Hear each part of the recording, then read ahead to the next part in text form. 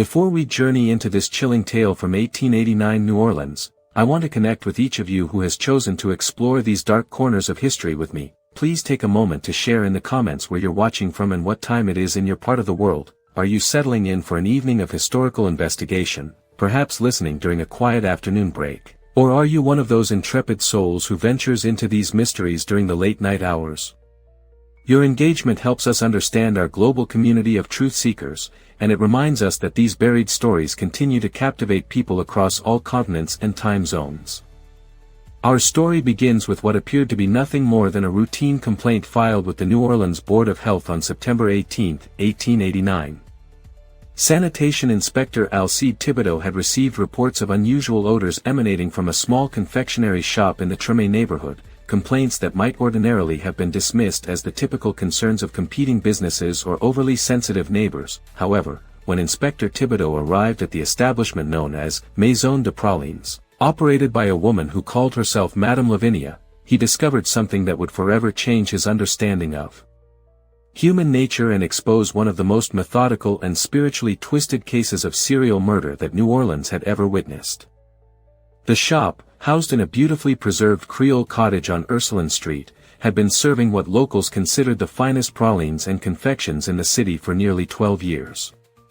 The building itself was a perfect example of Tremé architecture, a single-story structure with French doors opening onto a small front gallery, painted in the traditional colors of pale yellow with dark green shutters, surrounded by a lush garden filled with herbs and flowering plants that seemed to thrive under the proprietress's careful attention.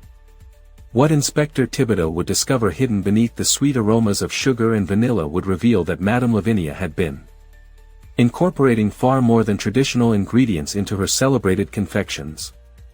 To understand how such unthinkable horrors could unfold in one of New Orleans' most culturally rich and spiritually vibrant neighborhoods, we must first immerse ourselves in the unique world of 1889 New Orleans, particularly the Tremé district, which had long served as the beating heart of the city's free people of color community and the epicenter of spiritual practices that blended African traditions with Catholic mysticism and Caribbean influences. Tremé, named after Claude Tremé, a free man of color who had owned property in the area during the late 18th century, had become by 1889 a thriving community of approximately 18,000 residents who had created a unique cultural synthesis that was unlike anything else in America. The New Orleans of 1889 was a city still recovering from the devastation of the Civil War and Reconstruction, but it was also experiencing a remarkable cultural renaissance that would define its character for generations to come. The population had reached nearly 275,000 people, making it one of the largest cities in the South and certainly the most cosmopolitan. The city's unique position as a major port connecting the American interior with the Caribbean and Europe had created an environment where diverse cultures not only coexisted but actively influenced each other, creating new forms of music, cuisine, religion, and social organization that were distinctly New Orleanian. The Tremé neighborhood in 1889 was bounded roughly by Canal Street, Esplanade Avenue, North Broad Street, and the French Quarter, encompassing an area of approximately 2 square miles that housed the largest concentration of free people of color in the United States. The community included successful artisans, musicians, business owners, and professionals who had built a parallel society that maintained its own institutions, traditions, and systems of mutual support. The neighborhood was also home to numerous spiritual practitioners who served not only the local community but also clients from across racial and class lines who sought their services for everything from healing and guidance to protection and revenge. The physical environment of Tremé played a crucial role in the events that would unfold. The neighborhood streets were narrow and often unpaved, lined with Creole cottages and shotgun houses that sat close together, creating an intimate community where neighbors knew each other's business but also where privacy could be maintained through the complex social codes that governed interactions between different groups. The area was crisscrossed by a network of small courtyards, alleyways, and hidden passages that connected properties and provided discreet routes for those who needed to move about without attracting attention. The spiritual landscape of 1889 Tremé was dominated by what outsiders often called voodoo, but which practitioners knew by many names: hoodoo, conjure, root work, or simply, the work. This was a complex system of beliefs and practices that had evolved from the religious traditions of West and Central Africa, particularly those of the Yoruba, Fon, Congo, and other peoples who had been brought to Louisiana as slaves. These traditions had been adapted and transformed through contact with Catholic mysticism, Native American herbalism, and European folk magic, creating a unique spiritual system that addressed the practical needs of people living in a hostile and uncertain world. The most famous practitioner of these arts in New Orleans history had been Marie Laveau, who had died in 1881, just 8 years before our story begins.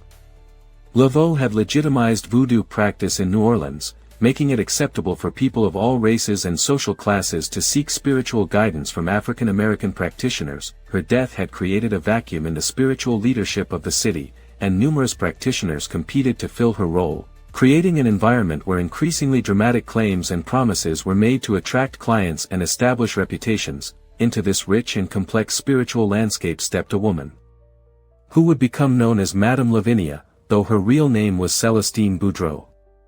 Born in rural Louisiana in 1845, she was the daughter of an enslaved woman named Euphemie and a white plantation owner who never acknowledged his mixed-race child.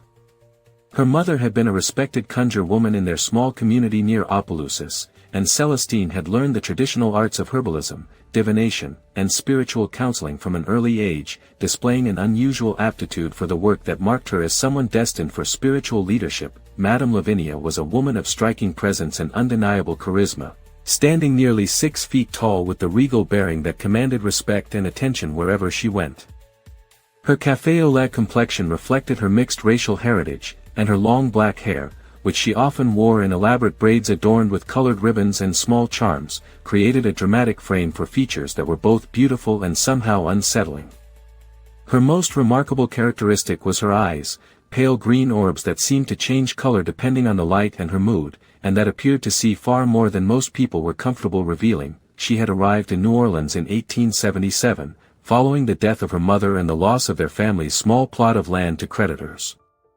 Initially, she had worked as a domestic servant in the Garden District, but she quickly realized that her inherited spiritual gifts could provide a more lucrative and personally satisfying livelihood in a city that was hungry for mystical guidance and spiritual services. By 1879, she had established herself in the Tremé house on Ursuline Street and had begun building a clientele that would eventually span the entire social spectrum of New Orleans society. The decision to operate a confectionery shop as a front for her spiritual practice was both practical and symbolically significant. Pralines and other sweets had long been associated with spiritual work in Louisiana traditions, used in offerings to spirits and as vehicles for delivering various herbal preparations and magical substances. The shop provided a legitimate business that could explain the constant stream of visitors to her home, while also allowing her to incorporate her spiritual work into products that could be consumed by clients who might be reluctant to participate in more obvious forms of conjure work. Maison de Pralines had opened in 1878 and had quickly established itself as one of the finest confectionery shops in New Orleans. Madame Lavinia's pralines were indeed exceptional, perfectly balanced combinations of sugar, cream, and pecans that seemed to melt on the tongue, infused with subtle flavors that customers couldn't quite identify but that made her confections unlike anything else available in the city. The shop also offered other traditional Louisiana sweets, beignets, king cakes during carnival season, and various fruit preserves and jellies that were made from recipes that Madame Lavinia claimed had been passed down through generations of her family. The success of the confectionery shop was matched by Madame Lavinia's growing reputation as a spiritual practitioner. She offered the traditional services expected of a root doctor, herbal remedies for common ailments, love charms for the lovelorn, protection spells for those who felt threatened, and divination sessions for people seeking guidance about their futures. Her fees were reasonable, typically $1 for a consultation, $5 for a complex charm or remedy, and she was known for her discretion and the apparent effectiveness of her work. However, Madame Lavinia had also begun to develop a specialty that would set her apart from other practitioners and ultimately lead to her downfall. She claimed to possess the ability to communicate with the spirits of the dead, offering bereaved clients the opportunity to receive messages from deceased loved ones or to gain closure on unfinished business. These seances, as she called them, were conducted in a special room in the back of her house that had been decorated with symbols and artifacts that she claimed enhanced her ability to contact the spirit world. The séances were elaborate affairs that could last for several hours and that required clients to bring personal items that had belonged to the deceased, jewelry, clothing, photographs, or other objects that could serve as conduits for spiritual communication. Madame Lavinia would prepare special pralines and other confections that were consumed during the séances, claiming that these foods had been blessed and prepared according to ancient recipes that facilitated communication with the spirit world. The transformation from legitimate spiritual practice to something far more sinister began gradually, almost imperceptibly. The first sign that something had changed came in late 1886, when several clients mentioned to friends that Madame Lavinia had begun offering more intensive spiritual services for those dealing with particularly difficult losses or unresolved spiritual issues. These services, she explained, required clients to participate in extended rituals that could last for days or even weeks, during which they would need to remain at her house and follow strict dietary and behavioral guidelines that were necessary for successful communication with the spirit world. Dr. Émile Boudreau, a prominent physician who lived in the Garden District, would later testify that he had first heard about Madame Lavinia's intensive services from his wife, Marguerite, who had been consulting with her about their son who had died of yellow fever in 1885. According to Dr. Boudreau, his wife had initially visited Madame Lavinia for simple spiritual comfort and perhaps the hope of receiving a message from their deceased child, but by early 1887, she was spending entire weeks at the Tremé house, participating in what she described as deep spiritual work that required her to fast, meditate, and consume special foods that were prepared according to ancient spiritual recipes. The pattern that emerged from later testimonies was remarkably consistent. Clients who initially sought simple spiritual services would gradually be convinced that their problems were more serious than they had realized, requiring increasingly intensive and expensive interventions. Madame Lavinia had developed a sophisticated understanding of human psychology, particularly the psychology of grief, identifying clients who were particularly vulnerable, those dealing with the recent loss of loved ones, financial difficulties, relationship problems, or health issues, and slowly drawing them deeper into her web of influence. Mrs. Octavia Landry, a wealthy widow from the French Quarter whose husband had died in a steamboat accident in 1886, provided one of the most detailed accounts of how Madame Lavinia operated. She had initially visited the spiritual practitioner seeking comfort and perhaps communication with her deceased husband's spirit. During her first consultation, Madame Lavinia had accurately described several personal details about Mrs. Landry's marriage and her husband's death, information that could have been obtained through careful observation and questioning but which seemed miraculous to the grieving widow. Over the course of several months, Madame Lavinia convinced Mrs. Landry that her husband's spirit was trapped in a state of unrest because of unfinished business in the physical world, and that only through intensive spiritual work could he be freed to find peace in the afterlife. The intensive work required Mrs. Landry to spend increasing amounts of time at the Tremé house, participating in elaborate rituals that often lasted through the night and that required her to consume special pralines and other confections that Madame Lavinia claimed were essential for spiritual communication. The psychological manipulation employed by Madame Lavinia was sophisticated and multifaceted. She created an environment of constant spiritual crisis, where every setback in a client's life was attributed to spiritual interference from unresolved issues with the dead. She fostered dependency by positioning herself as the only person capable of understanding and addressing her client's spiritual needs. She used a combination of genuine psychic intuition, careful observation, and information gathered from other clients to create the impression that she possessed supernatural knowledge about her clients' lives and the spirits of their deceased loved ones. The physical environment of the house was carefully designed to reinforce Madame Lavinia's spiritual authority and create an atmosphere of otherworldly power. The front room, where the confectionery shop operated and where initial consultations took place, was decorated with an eclectic mixture of Catholic saints, African masks, Native American artifacts, and mysterious objects whose origins and purposes were never explained. The air was always filled with the mingled scents of sugar, vanilla, and various incenses and oils that created an atmosphere that was both comforting and slightly unsettling. The back rooms of the house, where the intensive spiritual work took place, were even more elaborate. Madame Lavinia had created what she called spiritual chambers, each designed for specific types of communication with the dead. One room was painted entirely in white and contained only candles and mirrors, where clients underwent what she called purification rituals that prepared them for contact with spirits. Another room was decorated with symbols and artifacts that she claimed had been blessed by Marie Laveau herself, though this was almost certainly a fabrication designed to enhance her credibility and justify her high fees. The daily routine for clients undergoing intensive spiritual work was carefully structured to maintain psychological control while gradually extracting maximum value from them. Clients were awakened before dawn for meditation and prayer, followed by a breakfast that consisted primarily of special pralines and herbal teas that Madame Lavinia claimed were necessary for maintaining spiritual receptivity. The morning hours were spent in individual consultation with Madame Lavinia, during which clients were encouraged to share their deepest fears, desires, and memories of their deceased loved ones.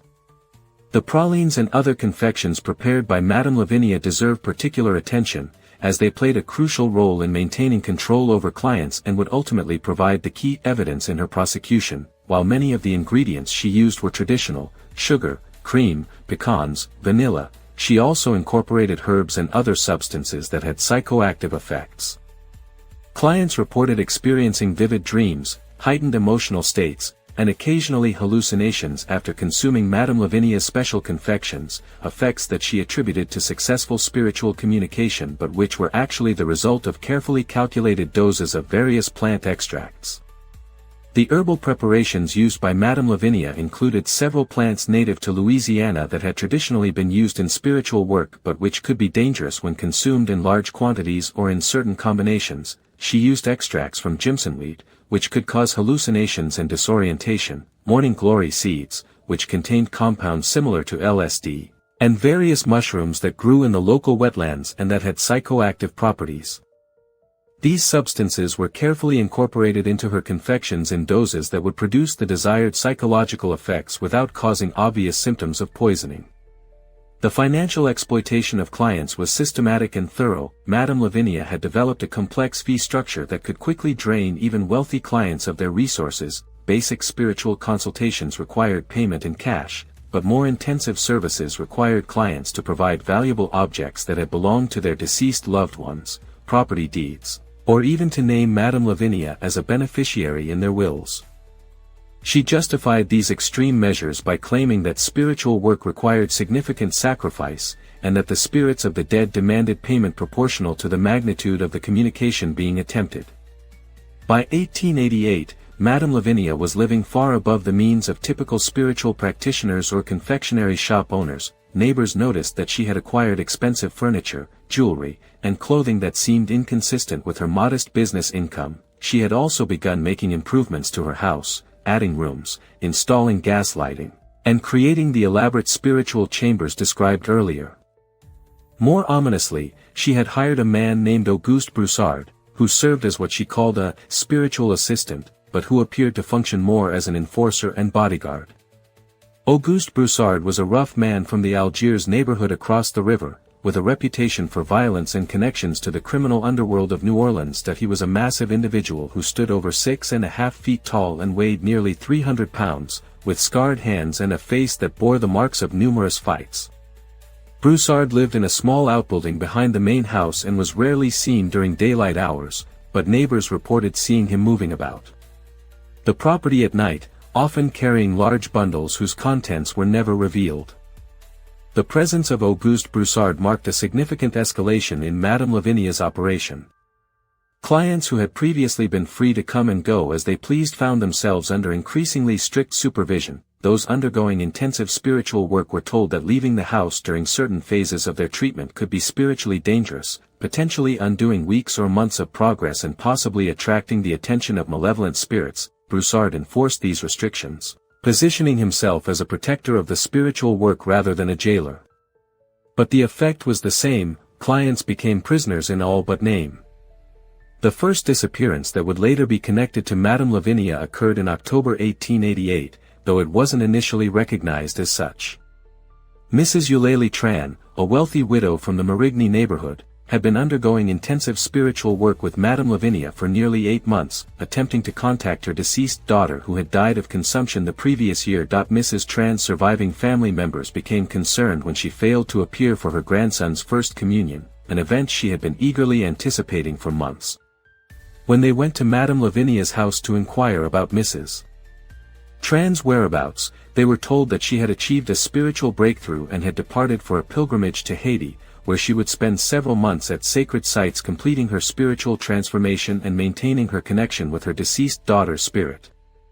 The family found this explanation difficult to believe, as Mrs. Tran was in her 70s and had never expressed any interest in travel, particularly to foreign countries. However, when they pressed for more information, Madame Lavinia produced a letter supposedly written by Mrs. Tran, explaining her sudden departure and asking her family not to worry or attempt to contact her during her spiritual journey. The handwriting appeared to be Mrs. Tran's, though family members later noted that the language and phrasing seemed uncharacteristic.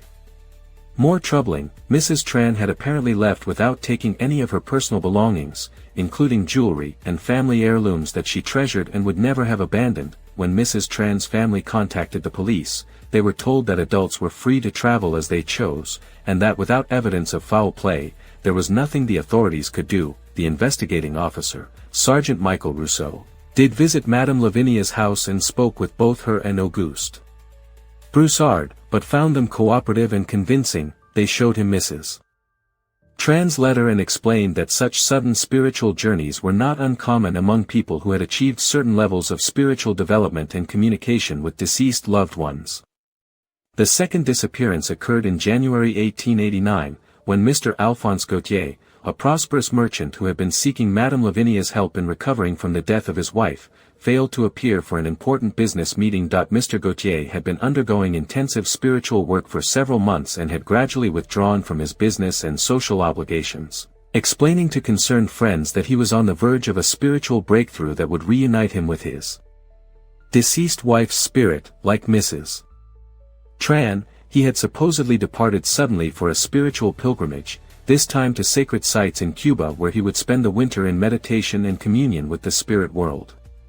The pattern was becoming clear to those who knew how to look for it, but Madame Lavinia had chosen her victims carefully. Mrs. Tran and Mr. Gautier were both elderly, recently widowed, and had become increasingly isolated from their families and communities through their involvement with intensive spiritual work. Their sudden departures, while unusual, were not entirely implausible given their recent behavior and emotional states. The letters they had supposedly written were convincing enough to satisfy casual scrutiny, and Madame Lavinia's explanations were consistent with the spiritual beliefs and practices she promoted. The third disappearance, in April 1889, involved a younger client whose absence would prove more difficult to explain away. Miss Camille Baudouin was a 30-year-old seamstress who had sought Madame Lavinia's help in communicating with her deceased mother. Unlike the previous victims, Miss Baudouin was young, healthy, and had strong connections to her community through her work and her involvement in various social organizations. When she failed to appear for work for 3 consecutive days without explanation, her employer, Mrs. Adelaide Marigny, immediately became concerned and began making inquiries.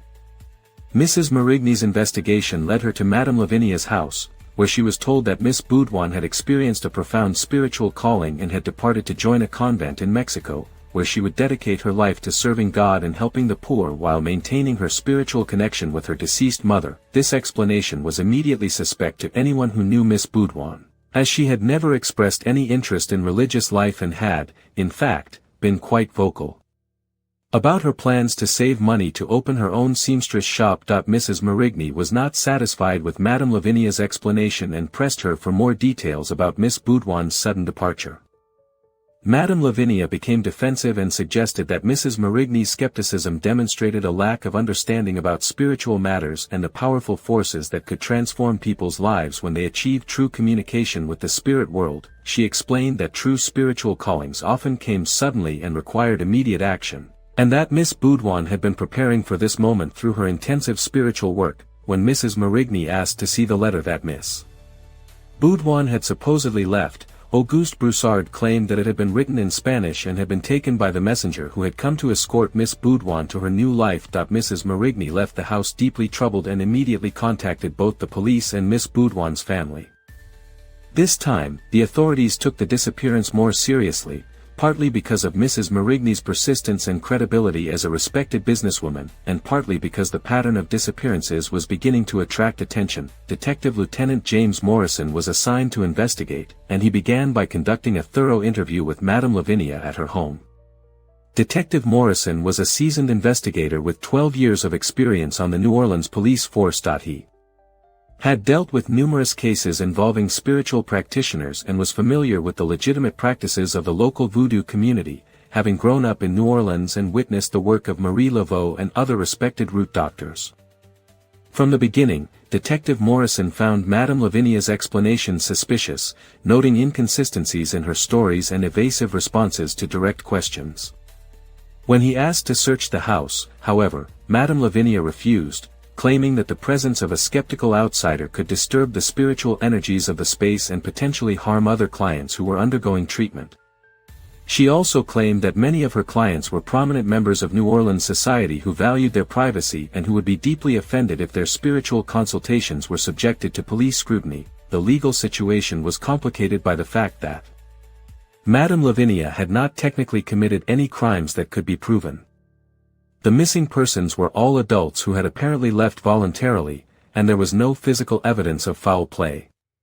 Madame Lavinia had been careful to obtain written authorization from her clients for various financial transactions, and while these documents might have been obtained through fraud or coercion, proving such claims would be difficult without the testimony of the alleged victims. Detective Morrison's investigation was further hampered by the reluctance of other clients to speak with police.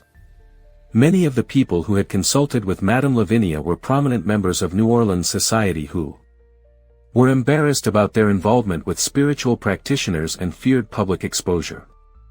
Others had been so thoroughly manipulated by Madame Lavinia that they genuinely believed any problems were the result of spiritual interference rather than criminal activity. The breakthrough in the case came from an unexpected source. Dr. Henri Beauregard, the city's chief medical examiner, had been following the disappearances through newspaper reports and had become curious about certain patterns he had noticed in recent deaths that had come to his attention. Over the past year, he had performed autopsies on 4 individuals who had died under circumstances that, while not obviously suspicious, shared certain unusual characteristics. All 4 had been clients of spiritual practitioners. All had died of apparent heart failure despite having no history of cardiac problems, and all had shown evidence of consuming unusual herbal preparations shortly before their deaths. Dr. Beauregard's suspicions were aroused when he learned that 3 of these individuals had been clients of Madame Lavinia. He began a more detailed analysis of the tissue samples he had preserved from these cases and discovered traces of several plant alkaloids that, while not immediately fatal in small doses, could cause cardiac arrest when combined in sufficient quantities or when consumed regularly over extended periods. The combination of plants he identified was not commonly known outside of certain spiritual traditions, and the precise dosages required to cause death while avoiding obvious symptoms of poisoning suggested a sophisticated knowledge of herbal toxicology. Armed with Dr. Beauregard's findings, Detective Morrison was able to obtain a warrant to search Madame Lavinia's house. The search, conducted on September 17, 1889, revealed evidence that would transform the investigation from a missing persons case into a murder investigation. In the kitchen where Madame Lavinia prepared her confections, investigators found detailed notes describing the effects of various plant combinations, including several that matched the compounds Dr. Beauregard had identified in the deceased clients. More damning, they discovered a collection of personal items belonging to the missing persons, jewelry, photographs, and documents that Madame Lavinia claimed had been taken by her clients on their supposed spiritual journeys. The investigators also found evidence of a sophisticated operation for forging letters and documents, including samples of handwriting that matched the supposed correspondence from the missing clients. The most horrifying discovery came when investigators searched the courtyard behind the house. Auguste Broussard had constructed what appeared to be a large herb garden in one corner of the yard, explaining to neighbors that Madame Lavinia grew many of the plants she used in her spiritual work and confections. When police excavated this area, they found human remains that would later be identified as belonging to Mrs. Eulalie Tran, Mr. Alphonse Gautier, and Miss Camille Boudouin, along with the remains of at least 3 other individuals who had not yet been reported missing. The condition of the remains suggested that the victims had been killed and their bodies carefully disposed of to avoid detection. Dr. Beauregard's examination revealed that all of the victims had died of cardiac arrest consistent with the plant alkaloid poisoning he had identified in the earlier cases. The systematic nature of the murders, combined with the evidence of financial exploitation and psychological manipulation, painted a picture of a criminal enterprise that had operated with chilling efficiency for several years. The arrest of Madame Lavinia and Auguste Broussard on September 18, 1889, created a sensation in New Orleans and attracted national attention. The case had all the elements that fascinated the public: mysterious spiritual practices, wealthy victims, and a criminal scheme that had operated in plain sight for years while masquerading as legitimate spiritual and business activities. Newspapers across the country carried detailed accounts of the investigation, often sensationalizing the spiritual aspects of the case and reinforcing negative stereotypes about African American religious practices. The trial, which began in January 1890, revealed the full scope of Madame Lavinia's criminal enterprise. Prosecutors presented evidence that she had systematically murdered at least 6 people over a period of 3 years, had used psychological manipulation and drugs to control her victims, and had accumulated property and valuables worth over $35,000 through her exploitation of clients. The financial motive was clear, but the case also revealed the psychological satisfaction that Madame Lavinia had derived from her complete control over her victims' lives and deaths. The defense attempted to argue that Madame Lavinia was a legitimate spiritual practitioner who had been unfairly targeted because of prejudice against African American religious traditions. They claimed that the deaths were accidental, resulting from the victims' own spiritual practices rather than deliberate poisoning, and that the missing persons had indeed departed voluntarily for spiritual journeys. However, the physical evidence was overwhelming, and the testimony of surviving clients painted a clear picture of systematic exploitation and abuse. The psychological analysis of Madame Lavinia, conducted by Dr. Samuel Cartwright, revealed an individual who had developed sophisticated techniques for identifying and exploiting human vulnerability, particularly the vulnerability of people dealing with grief and loss. Dr. Cartwright noted that Madame Lavinia displayed what he termed spiritual megalomania, a belief that she possessed special powers that gave her the right to control and ultimately dispose of other people's lives as she saw fit. The trial also revealed the extent to which Madame Lavinia had infiltrated New Orleans society. Witnesses testified that she had provided services to judges, politicians, business leaders, and even members of the clergy. This widespread clientele had provided her with protection from scrutiny and access to information about potential victims. The revelation that so many prominent citizens had consulted with her created a scandal that extended far beyond the criminal charges and damaged the reputations of numerous individuals who had sought her services. Auguste Broussard, who had served as enforcer and accomplice in the murders, provided crucial testimony in exchange for a reduced sentence. He described in detail how Madame Lavinia had gradually escalated from simple exploitation to murder, initially killing clients accidentally through overdoses of psychoactive herbs, then deliberately when she realized how easily the deaths could be concealed and how much wealth could be obtained from her victims. The conviction of Madame Lavinia on multiple counts of murder in the first degree resulted in a death sentence, making her one of the few women executed in Louisiana during the 19th century. Auguste Broussard received a life sentence in exchange for his cooperation. The execution, carried out by hanging in March 1890, drew crowds of thousands and was covered extensively by the national press.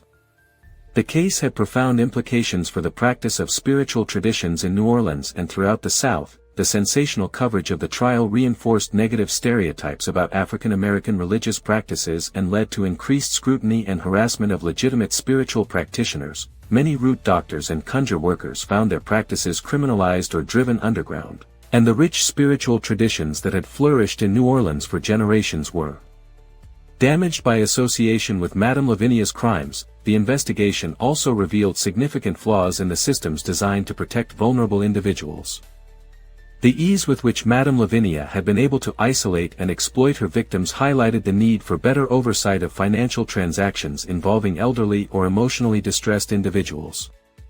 The case led to reforms in Louisiana law regarding the transfer of property and the establishment of conservatorship for vulnerable adults. from a psychological perspective, the case provided early insights into what would later be recognized as cult-like behavior and systematic psychological manipulation. The techniques used by Madame Lavinia: isolation from family and friends, creation of artificial spiritual crises requiring immediate intervention, gradual escalation of demands for money and property, and the use of altered states of consciousness to increase suggestibility, would be recognized in later decades as classic methods of psychological control used by various criminal and cult organizations. The impact on the families of the victims was devastating and long-lasting. Many had been estranged from their loved ones during the period of intensive spiritual work, and the revelation that their family members had been murdered rather than having departed voluntarily added guilt and regret to their grief. Several family members testified that they had suspected something was wrong but had been unable to overcome the psychological hold that Madame Lavinia had established over their relatives. The case also highlighted the vulnerability of individuals dealing with grief, loss, and major life transitions. All of the victims had been experiencing significant emotional distress when they first sought Madame Lavinia's services, making them particularly susceptible to manipulation. Madame Lavinia had demonstrated a sophisticated understanding of human psychology, identifying and exploiting the specific fears and desires that made each victim vulnerable to her influence. The building on Ursuline Street where these crimes took place was demolished shortly after the trial, as no one was willing to operate a business in a location associated with such horrific crimes.